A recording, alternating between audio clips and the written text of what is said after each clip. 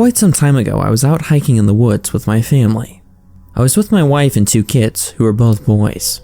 We were hiking an area that my wife was familiar with while she was growing up, but it has been some time since she's been there. Needless to say, we got lost for about an hour. During that time of us wandering through the woods aimlessly, we came across a strange structure. To be honest, I had no idea what this structure was at first. It was about 3 feet tall and 5 feet in diameter. After a few minutes of investigation, we finally realized that the structure was a covered well. Something about this well was mesmerizing, but not in a good way. Everyone, including myself, wanted to remove the lid on the well. It was as if we were expecting to see something inside. My wife and I removed the heavy lid and we looked inside. To our amazement, the well appeared to be bottomless. Our children looked down into the well and dropped rocks to see how deep it was. We didn't hear a splash or anything. After having our fun with the well, we decided that it was time for us to leave and put the lid back on the well. The lid to the well was very heavy and we couldn't get a good grip on it, so we just left it there, uncovered. This would come to be one of the biggest mistakes I'd ever make. We then continued our wandering through the woods until we found a path that led us back to our car. Around this time, we'd completely forgotten about the well. We drove back home after our long hike, but not before we stopped at a local McDonald's for dinner. We grab a quick dinner and we head back home. The hike completely wiped my family and we were all exhausted. I don't even think we took showers, that's how tired we were. I just remember waking up in the middle of the night after having a terrifying dream. I had dreamt that something evil came out of the well and followed us back home. I sat up in bed and played on my phone for a few minutes just to get grounded in reality. That's when I noticed that my wife wasn't in bed. After doing a quick scan of my dark room, I finally found my wife standing behind the window curtain. She was shaking a little bit, and she was muttering something that I couldn't quite understand at first. Once I got close to her, I was able to hear what my wife was saying while she was shaking. She was saying, "It's coming through the woods. It's coming through the woods," repeatedly. Naturally, I was a little spooked by this. I just figured that she was also having a bad dream, so I gently woke her. It took a couple attempts, but she finally awoke. When she woke up, she told me this awful dream that she had. She told me that something evil came out of that well that we opened. I was pretty stunned by this. Now wasn't the time to tell her that I had the same dream. I just comforted her and made sure that she went back to sleep. She eventually calmed down and we both went to bed. The next morning we both woke up, neither of us really remembering what had happened the night before. We were having breakfast as a family when our 2 children asked why Daddy went into their rooms last night. From what I remember, I hadn't been in there. But then again, last night was kind of a blur, so I decided just to go along with it. Oh yeah, I just popped my head in just to say goodnight. But my sons were persistent. "No, Daddy, you just stood there in the corner and didn't say anything." My wife shot me a look of pure terror. Her nightmare of that creature in the well must have came flooding back to her, as did mine. We didn't say anything, we just continued eating breakfast silently. What are the odds that all of us experienced the same kind of dreams with the same kind of creature? Maybe we were all exhausted from our hike and we all recycled the same kind of material to formulate our dreams. Or maybe something followed us out of that well. After breakfast, my wife went to work and I took our 2 children off to school. My 2 children were unaware of what my wife and I dreamt last night, making what they said all the more terrifying. They continued as if nothing happened, but I began to worry. I really am not much of a religious person, but I do believe in heaven and hell. I also believe in entities that live in both places. This is because the house that I lived next to, growing up, was haunted. I remember having multiple sets of neighbors trying to move into that house, none of them staying very long. After having this kind of background, I was concerned with the events that had occurred last night. I think yesterday during our hike, we accidentally released something from a dark and terrible place. I dropped the kids off at school and I drove back to my house. The whole drive back, I sat in silence.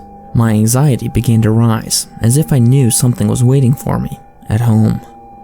I pull into the driveway, halfway expecting to see something in my windows, but nothing. I went inside my home and it was deathly quiet. Maybe it's normally like this and I just hadn't noticed, but for some reason I was on edge. This was the first time I've ever dreaded working from home. I could just feel this cloud of negativity hovering above me. and I felt watched. I went to work like I normally did, trying my best to ignore what was going on in my house. Normally I can work without having to take a break, but every hour or so, I'd get up and do a 2-minute walk outside, each time feeling more refreshed. There were a couple of times while I was working, I could have sworn I heard something out in the hallway. After briefly checking, there was nothing there.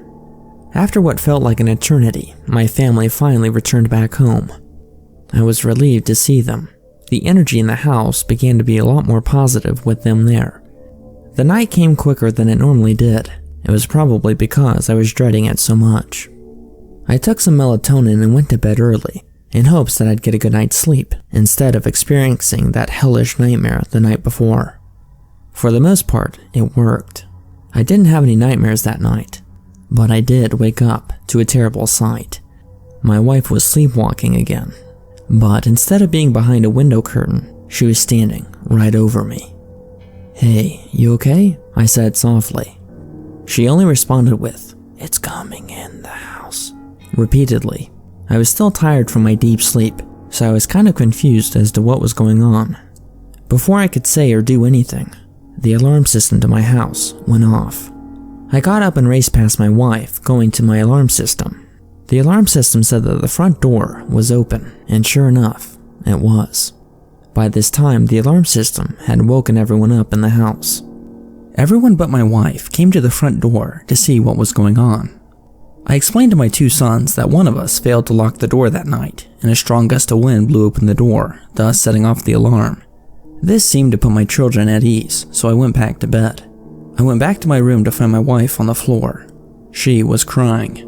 It took her some time for her to gather herself, but when she finally did, she told me what she had dreamt. My wife described a demon-like figure standing outside her house and looking in her windows.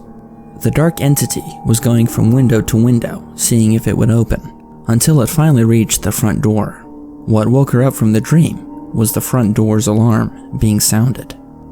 The story that she told me hit me like a ton of bricks. I didn't try to make an excuse to this, or give it any explanation. I just silently agreed. She then told me that we need to find that well immediately and close it. The only problem with that is that we found that well by mistake. But looking back on that hike and the events that had followed, I don't think it was a well. I think it was some kind of portal to another dimension, a dark gateway of some kind. But whatever that thing was that we opened, it let something out, something evil. That thing is now in our house.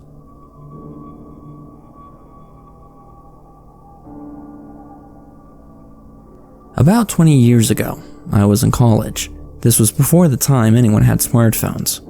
My friends and I had been invited to a party that was out in the middle of nowhere. Since Google Maps wasn't really a thing then, we had to use a website called MapQuest. The way MapQuest worked was that you basically had to print out each direction turn by turn onto a page of paper. If you missed a turn or you didn't know where you were, you had to go back to your last known location and go from there. If you were truly lost, then that was pointless.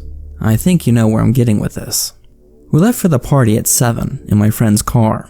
My other friend, who was riding shotgun, was in charge of reading the directions that we printed off of MapQuest. About 30 minutes into the ride, we got turned around a few times, so we weren't sure where we were going, but my friend was confident he knew where he was. He told us that the party was being hosted in a building that was out in the middle of nowhere and was abandoned. We've been to parties before, but it's normally someone's house, and we know where we are for the most part. By 8 o'clock, we finally reached a dirt road. According to my friend, that meant we were really close. We drove down this dirt road that was surrounded by a forest. The sun was down at this point, so it was pretty dark. While driving on this dirt road, we found an old truck parked on the side of the road. The truck didn't look drivable, but then again, most college kids didn't have the best of cars, so we ignored it. We parked our car by the truck and we got out to look for where the party was. I was pretty skeptical that we'd find anything, but to my surprise, we found an old building that looked like a church a good ways away. The church appeared to be average size as far as churches go, but it was quite old. The church didn't have any lights on, which made me think that we were at the wrong place, but my friend insisted. We walked up to the old church and we noticed that most of the doors and windows were boarded up. However, around back, there was a door frame that was missing a door. The old doorway opened up into a dark and empty room. Only one of my friends had flashlights, so we made him go first. It was quite obvious that we were at the wrong place, but there was some sort of morbid curiosity that kept us going, as if there was something drawing us into this dark church. The church had weird energy, as if there was static in the air. This put my friends and I on edge. To our amazement and utter shock, we began to hear what sounded like two people talking. Maybe this was where the party was, and we were just early. We really couldn't place where the sound was coming from, so we began to investigate more. As my friends and I were looking for the source of the sound, we found a stairway leading down into a basement. The stairway was missing a good number of stairs. It didn't look possible for anyone to go down. Thankfully, my friends and I had enough sense not to go down these stairs. Now, this is the part of the story where I wish we just left. But rather than leaving, we decided to shine the flashlight down the stairway to see if we could see anything. The basement appeared to be empty for the most part. However, there were support beams holding up the floor. Granted, we couldn't see the whole basement from the top of the stairs, but a good portion of the basement was visible. My friend scanned the basement quickly with his flashlight, in kind of a hopeless attempt to see anything. The light rested briefly on an object that was solid, that was standing partially covered by the support beam. During that brief 2 seconds of light, I was able to make out a face and a hand, as if something was peeking back from behind a support beam. The face and hand looked old. The face was very white and its eyes were dark black. After the 2 seconds that we saw of it, the face and hand hid behind the support beam. Our bodies were instantly jolted with fear as we ran out of the church. While we sprinted out of the church, we could hear screaming coming from the basement and loud steps coming up. Something was chasing us. I don't remember how all of us got back into the car with the limited light that we had, but we did. Somehow we were able to turn around on the small dirt road and make it back to civilization. We obviously didn't make it back to the party that night. We were too preoccupied of what we saw in order for us to have a good time. We all agreed on what we saw. Whatever it wasn't human, at least not anymore.